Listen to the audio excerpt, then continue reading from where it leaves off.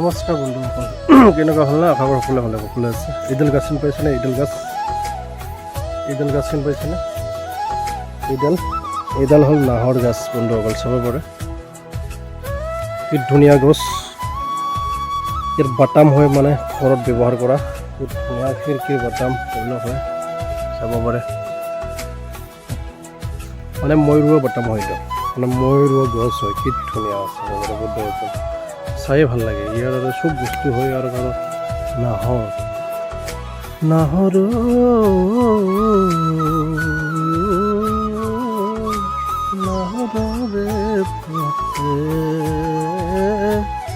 কি ধুনীয়া, মানে নাহৰৰ গান এই বসন্তত মানে কি ধুনীয়া পাত ওলাইছে, চাব পাৰে বন্ধু, কি ধুনীয়া পাত। এই গ্ৰীষ্মকালত কি ধুনীয়া পাত ওলাইছে বন্ধুসকল, চাব পাৰে কি ধুনীয়া পাত বন্ধুসকল, ভাল লাগে মানে ন? নাহৰ গছৰ তলত থাকিলেই ভাল লাগে, চাব পাৰে।